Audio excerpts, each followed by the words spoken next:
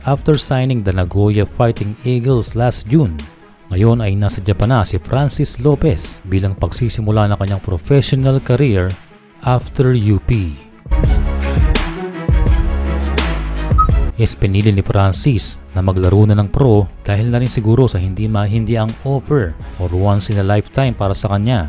Siyempre importante ang edukasyon, pero at 22 years old ay dapat na talagang maglaro ng pro ang isang player.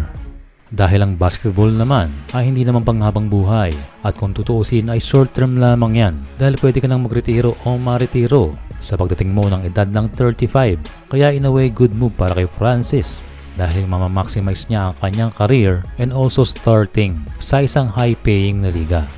Well, may mga fans na nag-aabang dito kay Lopez na pumasok din sa ating national team na sa ngayon ay mukhang malabo dahil sa haba ng pila at maraming players na handang bumalik.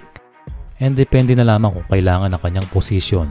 At sa ating nakikita ay ang pwesto ni Malonzo ang kanyang pwedeng palitan. Francis plays small forward at yan ay kanyang dadalhin din sa kanyang pagtungtong sa Japan B-League. Yan ang posisyon ni Lopez sa kanyang pagsalang sa koponan. At kung titignan ng roster list ng Nagoya ay dalawa silang puro sa posisyon na yan. Ang kanyang kapareho ay ang import na si Jeremy Jones. Well, dahil bago pa lang sa liga and of course gaining experience, sa ating nakikita na itong si Lopez ay magiging second unit or kapalitan ng import na ating nabanggit. Hi, I'm Francis Lopez from Fighting Eagles and I'm excited to see you guys. Sa ngayon ay malaking tulong ang paglalaro ni Lopez dyan sa Japan B-League. Doon ay madedevelop ang kanyang maturity sa laro at mararanasan ang mas mabigat na kompetisyon dahil posible siyang makaharap ng mga world import sa liga. And sa haba rin ng season sa B-League ay masusubukan ang kanyang stamina.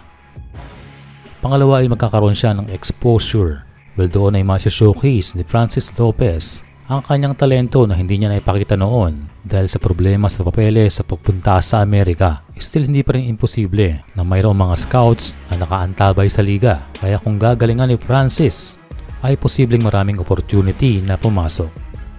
But again, ang susi pa rin ay nasa kanya, kaya mainam na kanyang i-enjoy at paghusayan. At ang panghuli ay hindi na mahihirapan sila Coach Tim Cone sa pagantabay sa development ni Francis. At kung sakaling kailanganin siya, ay mayroong mapapanood na tape ang coaching staff ng Gilas. Katulad lamang sa kaso nila Carl Tamayo at Kevin Kembao na ngayon ay binibigyan ng tiwala nila Coach Tim Cone dahil naipakita nila sa KBL na kaya nilang mag-dominate at mag-provide mula sa opensa hanggang sa depensa.